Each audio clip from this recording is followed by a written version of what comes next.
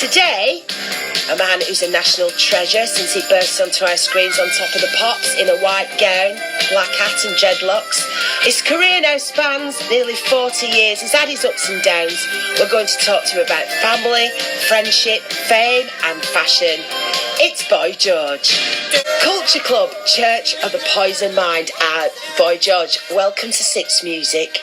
Hello. What star sign are you? Leo, what are you? Gemini, frivolous. Of course you are. Totally frivolous. I'm passionate, loyal, faithful, extrovert. My one is because I'm Gemini with a Cancer moon with Taurus and Capricorn, so there's a stubbornness in there, but there's also a quite, because Geminis can be quite frivolous, but I've got some quality that stops me from having total frivolity. I once read this thing that said, Leos, do not fall for a Gemini unless you are a complete masochist. There. I've never forgotten that. Yeah, no, I tend to meet the same people all the time, and I'm not sure if that's the case for you, but I think those sorts of things are about looking in the mirror. The universe sends people in to have a look at yourself. Do you believe all that stuff? Because... Yeah. Oh, okay, well, it spooks me sometimes because I think, this is such a load of rubbish. And then I sit in bed at night reading the papers, going through them all, and then I hit on Mystic Meg. And she'll say something and I'll think, how did you know that?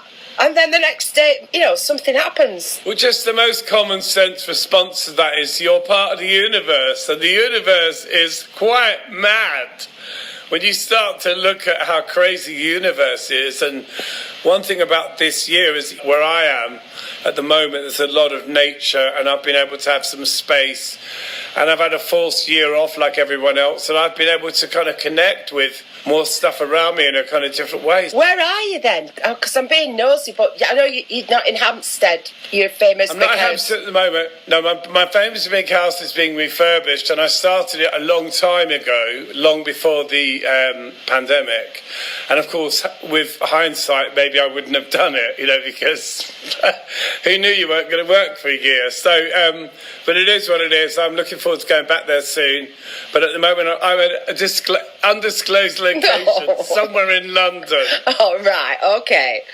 Well, with a hat balancing on my headphones, let me just say. Right, talking of lockdown, what have you been doing, looking after yourself? I've been walking a lot. I've been sitting outside a lot, spending a lot of time under trees, just sitting there contemplating all sorts of things, doing a lot of music. I was lucky that my writing partner Benny D is in my bubble. We've stayed in contact, so I've been going into the studio and recording, 4, 5, 6 songs a week, sometimes a day, because I've been given this massive opportunity to kind of sit down and go, what else are you going to do? What do you do? What do you love doing? Because I think at first we all struggled to get motivation because we were taken out the matrix and suddenly, what do I do with time?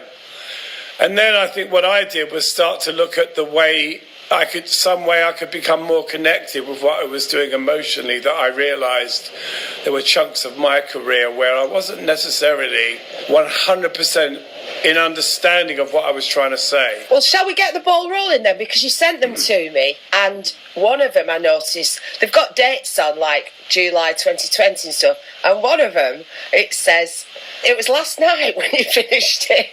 So, The Trouble with Love, it's like, last night's date on it. Can I first say that I love your detective detail of that fact? But what happened was, that particular song I've done with this young lady called Aya Eves from Australia, was on The Voice. She was one of my contestants. She didn't make it all the way through, but we stayed in contact. And I got her to do that in Australia, and I was so in love with her voice. And then I came back to London and I redid my bit. And last minute, I wanted to make some changes, so I sent it back to the producer. I said, I might play this on Liz. Yeah. You better up your game. Okay.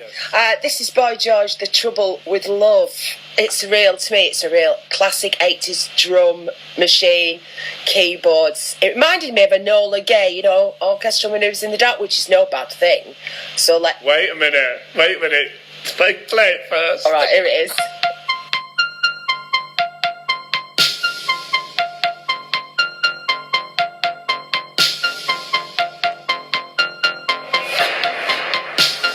Leaving over something that never really happened. Staying for the kids, someday they'll know. Make yourself believe there can be no other. There can never love. Till your heart has been broken. Into tiny little pieces.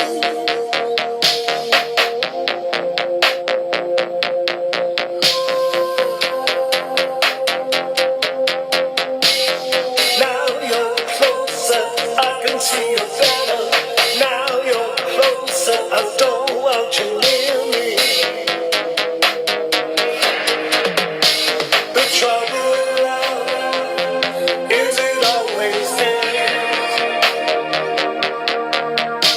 The trouble with love is it's always trouble.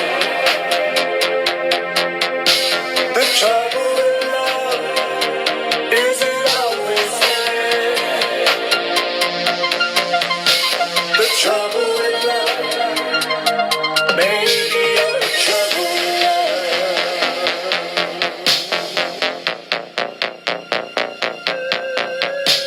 You always fuck this up.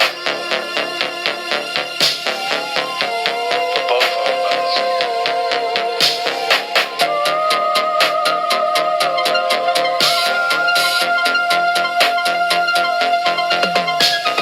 Leaving me for someone.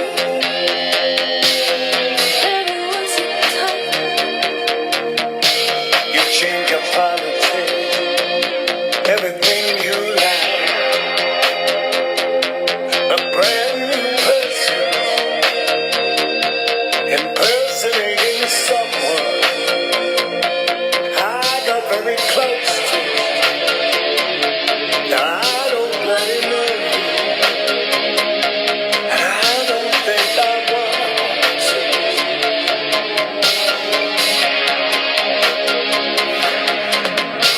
The trouble with love is it always ends. The trouble with love is it's always trouble. The trouble with love is it always ends. The trouble with love, maybe you're the trouble with love.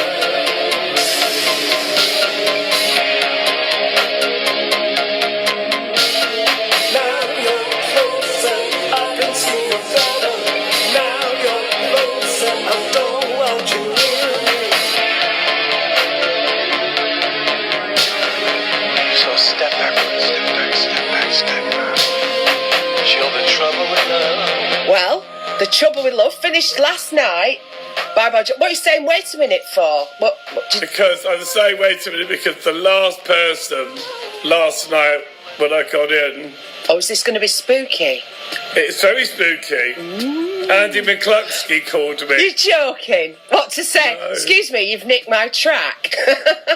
No, I've done a version of one of his songs, which I just finished doing the vocal on a couple of weeks ago. Well, I'm obviously not daft because I picked up that OMD vibe and you really pull it off.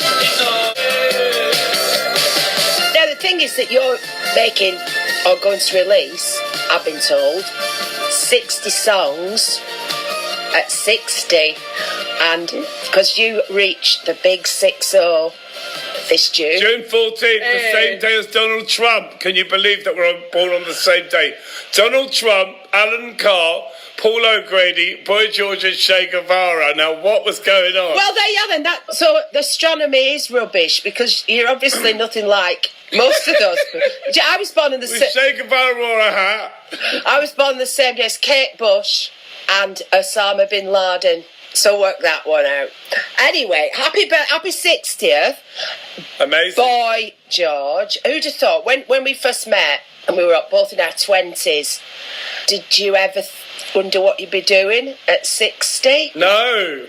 I remember meeting Philip Salon for the first time. He was sort of a big guru to me, and he was 24 and I was probably 15, and I remember thinking, 24, how does anyone get to 24? He's amazing, you know. And now it is nuts, but you don't think about that, do you? I think it's more about being interested in things. I think when you just stay interested in things, you know, you can't be as critical as you once were, but you can be interested in things. And I think as you get older, you get more encouraged to talk about things you like, rather than pulling stuff apart. You go, actually, do you know what? I actually loved that back then, and I'm going to now do my version of what I would have said and done had I got the chance to make a record like OMD.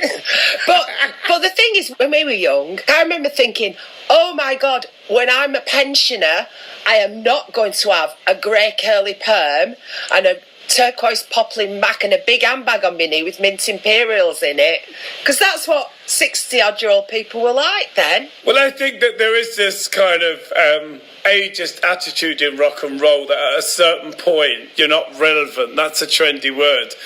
Can I just address the last two Alison Moyet albums were so fabulous. I mean, I'm a massive fan anyway, but they were so good. And I look at Alison and I go, well, she's got more interesting, so I got to up my game, you know. Yeah. And people do get more interested because you learn to stop making it all about yourself. You become an observer of yourself, an observer of other people. Self-critical, of course, always, because songs are talking out loud. When you write a lyric, you're talking out loud. You're saying something about someone you love, some stuff you overheard, some gossip. And people, you know, would never have imagined, like in the 60s when British pop really started, that they'd be still leaping around the stage like the Rolling Stones and the Beatles. Nobody goes, oh, he's too old, he should pack it in, do they? No, some people do, but I think in rock and roll, if you want to call it that, you get away with being a sort of Peter Pan figure for as long as you can, because the rules are different, you know, for everything. When you're 19, you think you invented everything. That's number one. Oh, I invented that. That was me that did that first. And, of course, you weren't. A few people have. Kraftwerk, I think, invented stuff, but it's quite rare. Fahren, fahren, fahren auf der Autobahn. Wir fahren, fahren, fahren auf der Autobahn.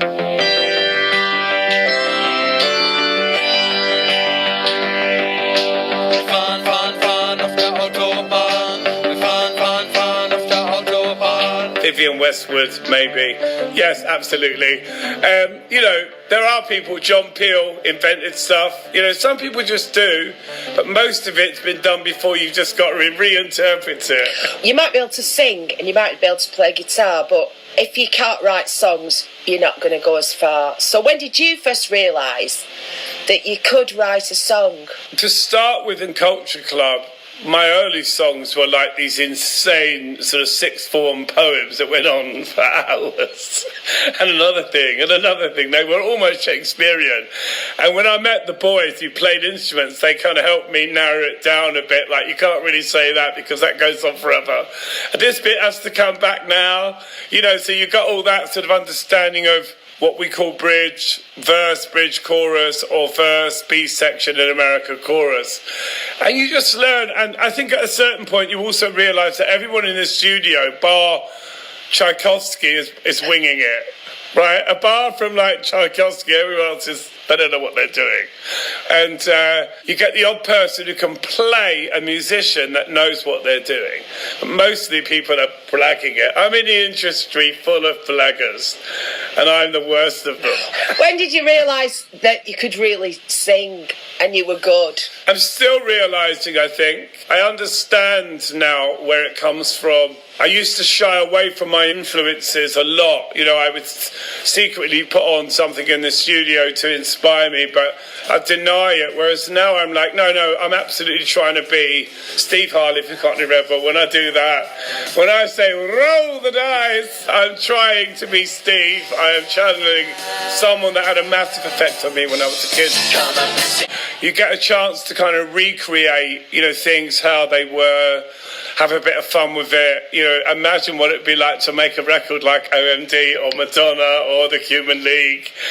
Bands that I went to see that I loved, Cabaret Voltaire. And then I thought also the Drop in the 60 thing, which was where we started. It might be more than 60. I was going through stuff yesterday and we were like, we've got 60. Are they all good? That's not for us to decide, because I like some terrible records. I bet you do, because we grew up in an era where there was some absolutely brilliant creative gems, and there was some absolute dross around. But I heard the story that you were in a club in London, the Blitz Club, at the top of the stairs, and Gary Kemp was at the bottom, and you shouted down, "I'm 10 times as good as your singer, mate." And he shouts up, "Well, why don't you start a band of your own then?" So you did. Is that true? Even if it's not entirely true, I hope it's true. It's one of those. One of my favourite moments was I interviewed Pete Burns, and we had the most fantastic conversation. And he said to me at the end of it, "You and I could have got on really well for years." And I said, sometimes I think I was more precious years ago about when I heard stuff like, "Oh, that's not true." Now I'm like, could be true. So you did form a band, and then you got one of those life-changing breaks when you got asked to go on Top of the Pops because another band had cancelled. I can't remember who it was now. Well, it was either Shakin' Stevens or Elton John. Either way, it was great. Right? So there you are, and you've been going around the clubs in London for years and dressing to please yourself and making a statement and having a presence, and all of a sudden you're in our living rooms.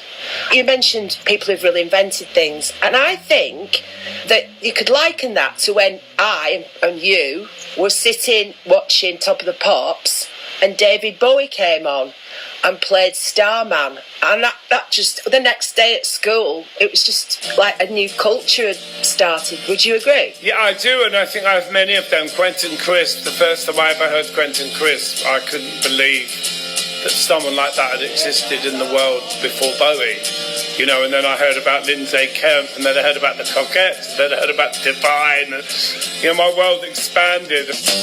Watching telly, the moment that David Bowie and Mick Ronson put their arms around each other and were right up facing each other and looking into each other's eyes and singing, a lot of people have said, "Wow, that just made me think, you know what, this is all right after all. I don't have to feel like my feelings are wrong or I'm living my life in the wrong way." It was one of many moments, Cosmopolitan magazine, my mum's Grafton's catalogue, skipping through to the men's underwear page, don't linger too long.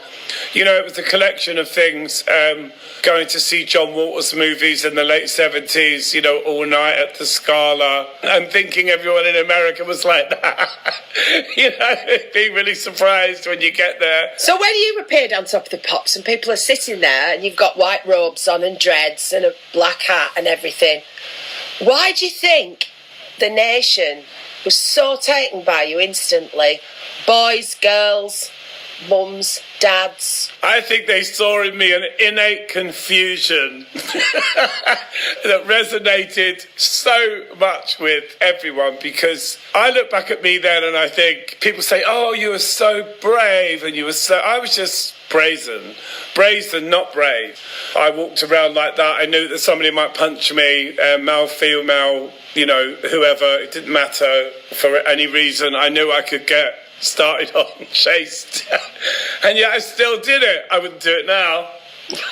Well, you were voted 44 or something in the BBC's poll of the 100 greatest Britons. What did you think when you heard about that? Listen, you know what? I've learned as I got older to be gracious with any sort of recognition. It's getting harder and harder to be seen. You haven't got a gong like an OBE or a knighthood yet, have you? Like a lot of your fellow musicians. Stop trying to scare me, Liz Kershaw. I'll do it. Arise, Sir George. You should be. I think for your 60th birthday, you should be in the Queen's birthday honours list this year. I have to say, one person I've never met is the Queen, and I have to say it annoys me so much. Yeah, well, I think that's going to happen this year. So, have you enjoyed it? What's been your most? It's because you've had a roller coaster ride, and I'm not going to dwell on the bad times because you actually had to endure them, and I don't want to hurt you, and I don't want to make you cry. But did you see what I did there? What's been the best of times, and what's been the worst of times? The best of times, I think, is to come, is happening. I'm very now orientated. I don't think it's the smart thing to live in retrospect or too much in the future. I try to be here. What's been the worst of times then? I think the worst of times now, looking back, has to be that a lot of the wisdom I have now, if I just had some of that at 19 or 25, I would never have done it. But then would I become who I am now? And would I be feeling the way I do about the world? I don't know. It's that swinging doors. Should I have, could have. I'm not a big regret person. I don't see the point. I've always been a loving, multicultural, loving human Londoner, and I've tried to reflect that in what I do. Some people don't like fame. I just want to make music, and this is a byproduct of it that I really didn't ask for and I don't enjoy. But you wanted to be famous, didn't you? You've mostly loved it, have you? I wanted to be loved, and that's, I guess, perhaps I used fame as a sort of big version of being loved. I used fame as a massive, big, worldwide, universal version of being actually loved. Do you mean loved, or do you mean being able to pull? No, loved. I really do mean loved. I mean, my friends used to laugh at me because people would throw themselves at me and I wouldn't notice.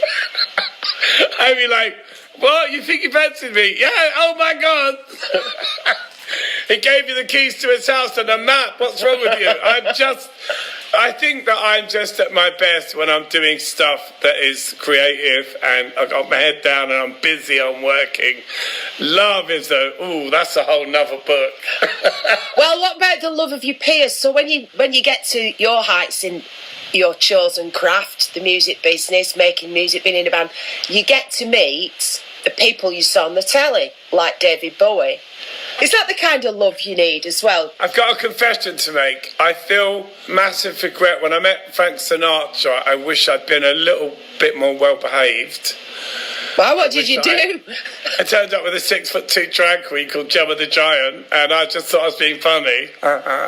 And, obviously I was a massive Sinatra fan, like massive. And I balls it up, really. I should have just been a bit more grown up. Was he not amused? Well, why would he be?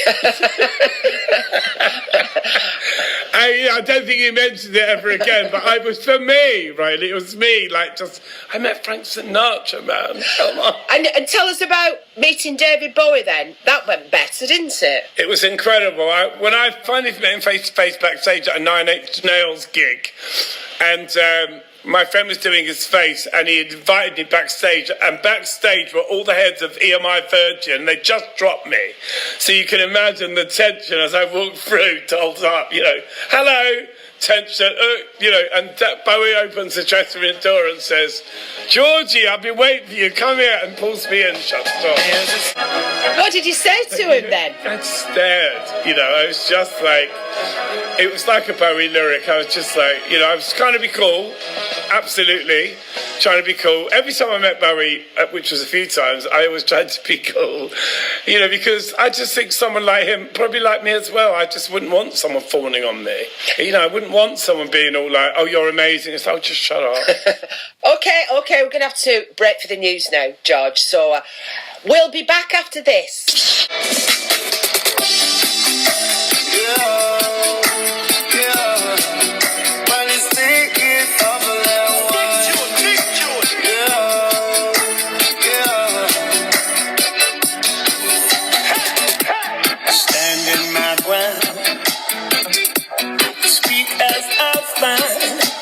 You need to be the hero. I don't mind.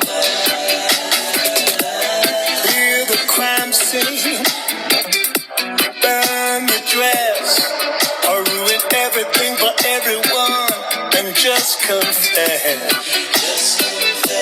The crime of arrogance, the crime of cool. I better hold up my hands, 'cause I was typical too. I just can't find a way to love you.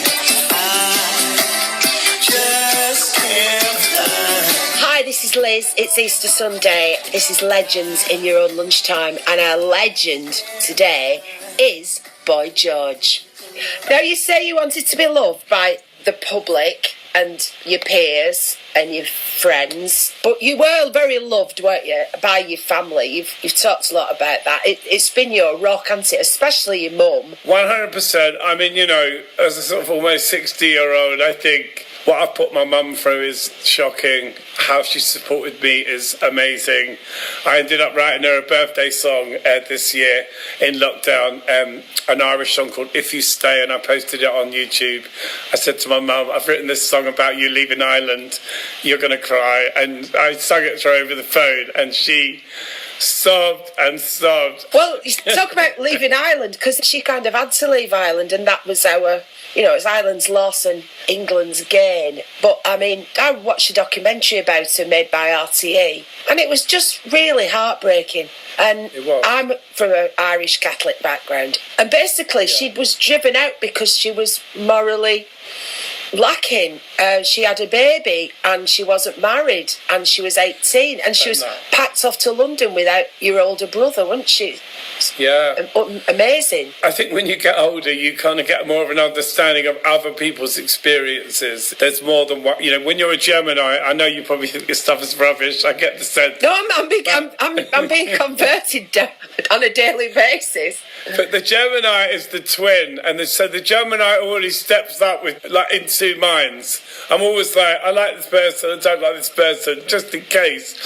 Then I've also got to factor in a third or fourth person's experience. It's tough, you know, and what I do with it usually is I write about it. I write it in a song. And, you know, as this year's allowed me to kind of look at it in a different way, also step back and be simplistic as well. Also say, I don't have to always be clever. I don't have to always be personal.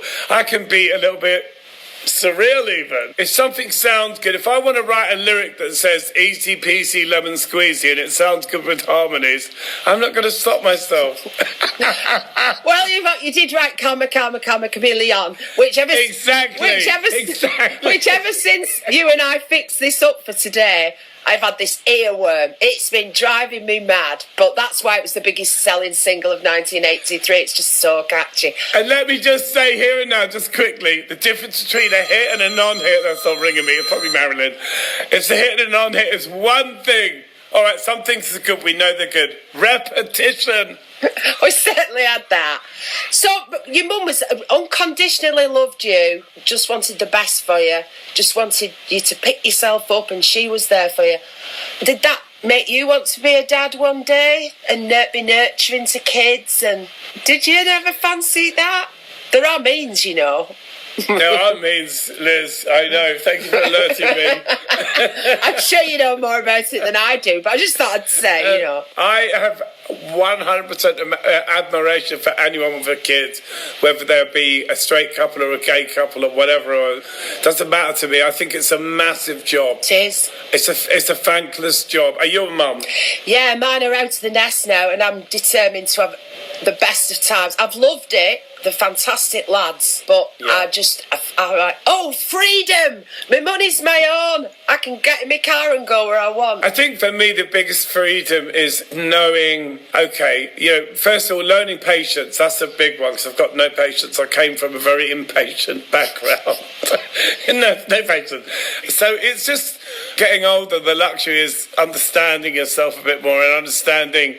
But it's always about you, so the songs are always about you, even if they're about someone else. Well, I think you would have made a great dad, but you are godfather, aren't you, to quite a few of your friends' kids? A ton of them. I've actually recently written this song about all of them, and I had to really think about each one of them in a way that I never had before, because I thought, if I write this And then they hear it like in 10 years. At first, they're going to be hideously embarrassed. You know that. They're like, oh my God, that's secretly joyful. And I had to really think about what I said about all of them, what I thought about all of them, and also made me think about what a terrible godparent I am. Yeah, you're supposed to be their moral guardian. You're supposed to make sure that they behave themselves. I joke with them a lot. I say, look, I'm a pop star and I'll pop up when you need me. I hope you've remembered to buy them all Easter eggs. I've got assistants. Don't listen, kids, he loves you really. It is Easter, and it's the most holy day in the Catholic Church's calendar. I'm sure at school, you got the full education on that. I mean, I know you've got in your Hampstead house, I've seen photos of the religious icons, statues of Our Lady and St. Francis of Assisi and the Sacred Heart. There's something very iconic about the whole idea of religion to me. From an artistic point of view, I just find it so descriptive and artistic and very metaphoric. So I don't take it literally, but I like what it conjures up. Have you turned your back on Catholicism altogether then? Because I'm assuming it was something that the Catholic faith was something that kept your mum going all those years. So I'm a Buddhist. No, I know. I'm a Buddhist. So you've turned your back on Catholicism and now you chant and... Well, I don't think that you turn your back on it. I think it's just part of the makeup of who you are. There's certain things that you just do. They're always there. But I think my mum hits it on the head. She says, you're a Catholic, and that's the end of it. Yeah. You can be as Buddhist all you like, you're a Catholic. And I say, all right, Mum, it doesn't matter, because it's what I think that matters, in terms of, what I believe and how I feel about things like that, the God thing, the universe thing. My grandma would go, took anybody home, are you a Catholic, son? No. Never mind, sit down anyway. So, but do you think you need... you've done drugs and you've done booze, sex, drugs, rock and roll. I believe everybody needs a crutch to just be able to cope with life. So you've given up. How long have you been clean of drugs now? 13 years now, and I don't see it as giving up, though. I see it as kind of more of a waking up. Just how you see yourself and the world, that changes, the way you just suddenly go, it's not quite as scary as I thought it was when I was 19, but all of this stuff harps back to being a kid and what you're taught about yourself and what you learn about yourself or hear about yourself growing up. People forget, like someone like me. I'm not saying that I turned out the way I did because I had a terrible upbringing, because my parents are brilliant. My parents are complicated, but they were also absolutely brilliant and tolerant. Weirdly tolerant. My dad, when he found out I was gay, was just so he didn't care. He was just like, oh, well, yeah, well, we're surprised. He wasn't surprised, was he? No, not at all. It was just it was a case of what else do I have to do? So, for me, you said earlier, when I started my career, would I be sitting here talking about music? Probably not. Would I feel the way I do about music at this point? 100% not. Did I see myself even getting back into music? Because I went off and did DJing for a long, long time, and I loved that world. Yeah, club and radio, didn't you? Did club and radio. I've done a bit of theatre. I'm a Renaissance queen. What can I say? Yeah, you did Taboo, and you came into the broadcasting house in full gear and went, hiya! What's funny is that since doing Taboo, in the last 2 years, I've been working with an acting coach, actually. More to start with, to do with my staged performance work. That's how it started. But now I find myself at 60 reading Shakespeare, which is insane, because it's something I ran screaming from as a teenager. Yeah. Education was something that I just wasn't interested in. And I am now at 60. I'm reading Shakespeare. It is not a lie. If something happens, if something, minor crisis, something to cope with, what do you reach for now? Something inside you? I see. You sing, right? You belt one out. No, I think I've got friends. Even during this crisis, it's been interesting because you sort of suddenly see some people have coped with it better than others. Some people have kept in touch. Some people have gone off the radar and disappeared. Some people you may never speak to again. Some people you might pick up with if you see them. It's been an interesting year, but it's taught me about myself more than other people, and taught me to sort of not react to things in the way that I used to, like, being less defensive, I think, is my plan. Just be like, oh, whatever. I thought you probably found it tough because I dug out Desert Island Discs from 1989 and you said to Sue Lawley, oh, I couldn't stand it on an island. I couldn't stand being all alone and people not coming there. It would just drive me mad. I wouldn't survive. So I thought, oh my God, I wonder how he survived the last 12 months then. Shut away. I hear so many things like that I've said, and I think, oh my God, I remember seeing this thing recently that was like one of those sort of record mirrors, and it was me talking about the Pope and talking about Iron Maiden, and I was like, why am I being asked these questions? I think what happens is you become famous, and I think fame becomes the job. Fame takes over and you sort of just become that thing that turns up and makes comments and does what you do, and then I think you get a bit older and wiser and it turns back into something different. But it strikes me, you are what you get. I mean, the person I'm talking to now, if we weren't recording this, for the sensation that'll swoop the nation on Easter Sunday, you and I could be sitting in a cafe and you wouldn't be that different, would you? No, I don't think I would be that different. I think I've grown into myself. My friend Philip says that I remind him of the sort of mad, gobby Irish kid he knew when he was 17. He said that I lost it for a while. I lost my sense of humour.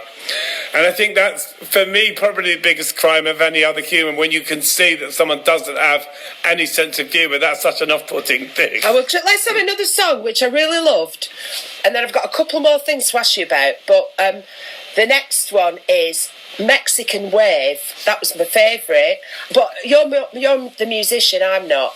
What sort of, it's got Spanish lyrics, but what is the rhythm? Calypso, salsa? What's going on there? What is it? Well, there's so many things about Mexican Wave that are utterly genius. Number one, obviously, it's sort of a Latino rhythm. It's a sort of samba-y rhythm. Samba, that's it. Samba. Yeah. The girl on it, I've never met. She's from this website called Splice. So it's like, I guess in a way, it's the music equivalent of selling your hair. They sing this stuff, they put it up, you pay a subscription. Oh, wow. So anyway, we ended up finding 2 pieces of Spanish singing that went perfectly with my song. So, and this is something I would never have done 20 years ago. I would have been, it's an outrageous. Why would anyone do that? But now I like the idea that I've done this track with her. She might turn up out of the blue and go, oh, I just did that when I was like 17 and now I want to do something new. It could be fun, so I like the idea of breaking some rules, doing different things, just being unexpected. That's the whole point, Well, let's have a shimmy around then. Here it is. Yo me siento libre de mirarte en los ojos, libre de quererte más. Yo me siento libre de mirarte en los ojos, libre de quererte más.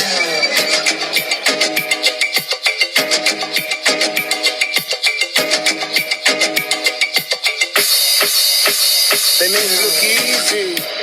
Walk in, leave your coat, drop your bags, someone will take them to your room. They made it look easy, but then they brought in an expert to talk about your chorus. Because guess what? Please don't bore us with the lack of chorus. Everyone's silent around this table. Please don't bore us with the lack of chorus. Everyone's silent, but so much thinking. They made it look stupid, like anyone can do it. And what if they can? They're so depressing, man. What you have done to be number one. You just have it, or you don't. That's what they tell you.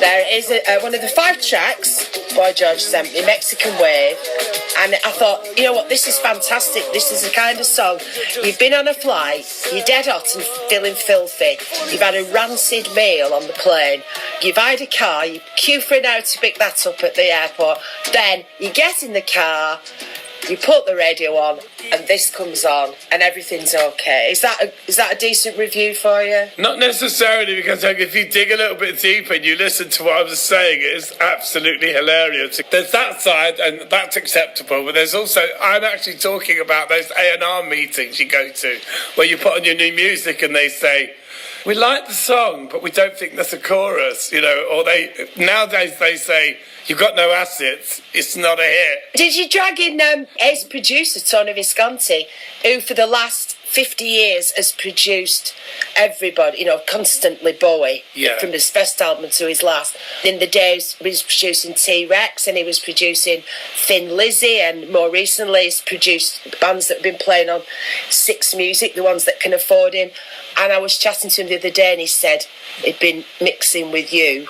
Was it a real thrill to get Tony Visconti, with his credentials and his Bowie connections? I don't know why I haven't done it years ago. This is the funniest thing. When we finally spoke, I was like, Tony, why have I not worked with you so many times? But I feel like it's happening now because it should. I feel like I'm smart enough and respectful enough to be able to work with someone that's been my massive hero since I was a kid. Thin Lizzy, Bowie, T-Rex. It was just like, oh my God. It's like literally a roll call of all the things that I love so much.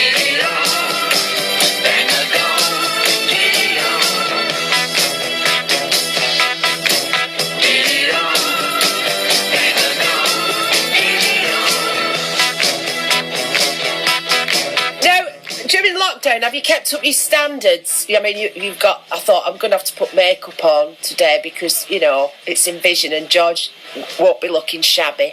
And, you look gorgeous. Have you kept standards up, or have you been going around in stained tracky bottoms, a sweaty T-shirt? No, I think I've been, on the whole, pretty good. I could have easily sat and ate takeaways, no problem. That could have happened. Have you bought any clothes? I can't imagine you going on ASOS or the Grattan's website as it is now and ordering clothes. Have you spent any money? Yeah, I've bought a few things here and there, and also remember there's a lot of stuff that I didn't get to wear last year that I've still got hanging around in the wardrobe that's never been seen. But I'm less vain than you think, Liz. Standards, darling, standards. Well, are you going to have a party after being in isolation? Unless you've been a really naughty boy and you've not obeyed any of the rules at all. No, I've been amazing, actually. I've been very well behaved. And, what's wrong with a bit of fear? I'm not fishing for an invite, but are you going to have a party? You're absolutely coming, Liz. Hey! You're on the list. You're on the list. Oh, good. So, are you going to DJ? Is it going to be like all our favourite hits? I wouldn't DJ at my own party. I'd probably have someone cool and hip. I probably wouldn't be doing any nostalgia. And who's the first person you want to hug, when you see him? Because I've really missed hugs. First person. Have you missed hugs? Oh, yeah. I think probably my mum. That's the obvious one. Give my mum a nice hug. And then pretty much random strangers in the street, I'll just walk up and say, I'm going to overdose on hugging, I am. Right, well, I'll see you at the party. Good luck with putting all the 60 tracks together. Have a happy Easter. Say a happy Easter to your mum. I will. And as I said, you're going to get knighted now. I've said that. You're going to get knighted this year. And you're turning 60, and I have to call back Andy McCluskey now, actually. Ring him up and say Liz said... Wait a minute. Say Liz said this track is like a Nola Gay. Oh, are you doing... Wait a minute. You're ringing Andy McCluskey live and direct on air. He may not answer. I do have his phone number. Hello, who's calling the Golden Shot?